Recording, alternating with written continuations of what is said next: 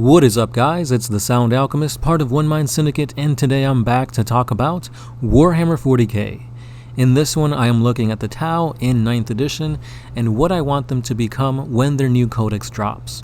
So we've seen the timeline of the codices to come out for the rest of the year, and of course we just had the Thousand Suns and the Grey Knights. Next up we have the Orcs, followed by the Black Templars, and then we have two secret ones. It seems that it's going to be some type of Xenos and Imperium. My guess is Custodes and Tyranids, but we'll have to wait and see. But if that is the case, then that means that there will be no Tau Codex till next year. So I've been thinking about it, and I want the Tau to be competitive, just like the Death Guard are really good, tanky, durable, able to take and hold objectives. The Drukhari are really fast and mobile, able to zoom around the table and take objectives where they need to be taken, and the Dark Angels are just really good, plain and simple.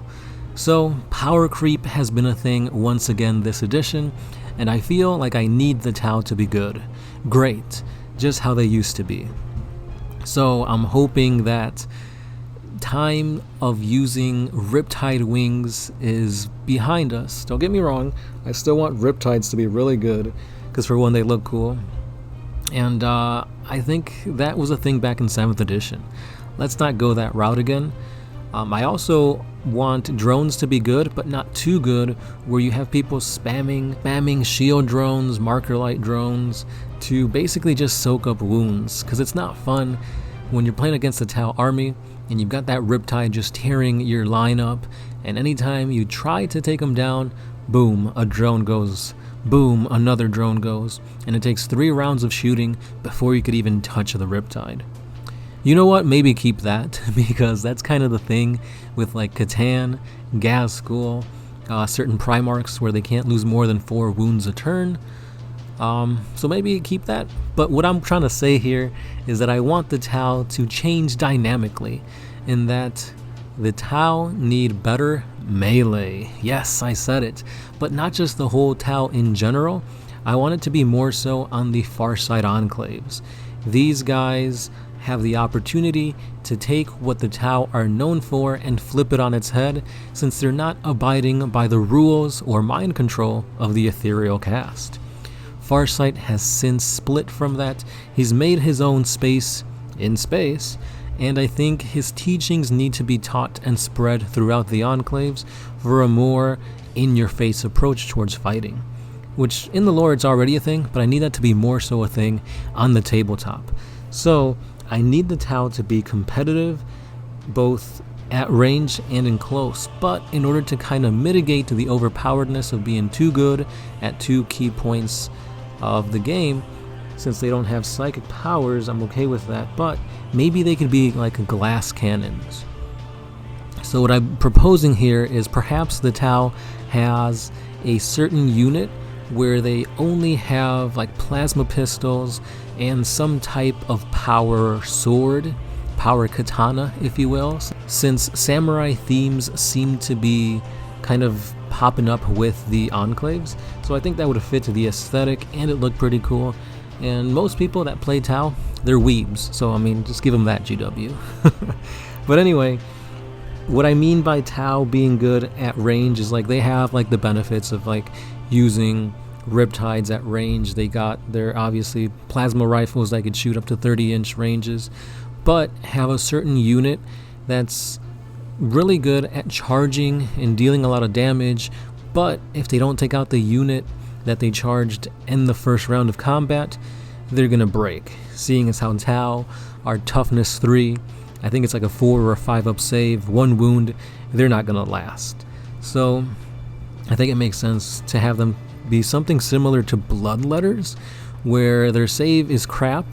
It's shit, honestly, and their invuln save is the only thing they got going for them, but they hit hard when they're charging. So if the Tau has a unit like this, I think that'd be pretty cool, and it'll cement the Farsight Enclaves to be just a little bit different, and at the same time, it gives the Tau a new sculpt. Because the last time we got a new sculpt was the Ghost Keel, that's the entire new unit, and then we had Commander Shadowsun get a new sculpt, but again, we already had that model.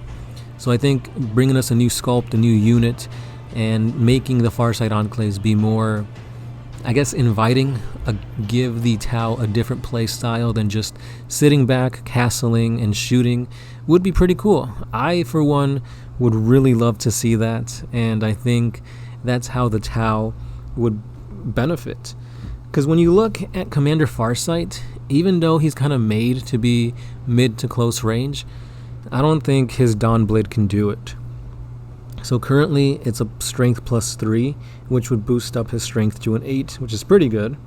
AP's a -4, really good.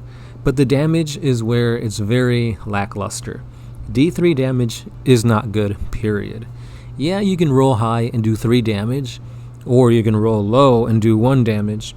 And when he only has 4 attacks, hitting on 2, I don't think it's enough. Like, he's gonna take out 2 guys, maybe, with like, let's say you roll 2, let's say you hit with most, you wound with most, and you deal 4 damage. That's what? 2 Primaris Marines? That's nothing. You're gonna get demolished, and like, there's no point, honestly. Especially since the Dawnblade is more than just what the stats are here. Like, there's no special ability. If anything, the Dawnblade in the lore is very ancient, and perhaps it's either Necron or demonic in nature. For every death it claims, that lifespan of the being that it killed gets added on to Commander Farsight, prolonging his life. So maybe we can have some type of lore ability translated to fit the tabletop. Maybe for every model he slays, he regains a wound. Or maybe for every model he slays, he gets that many wounds added back on top of the wounds he already has.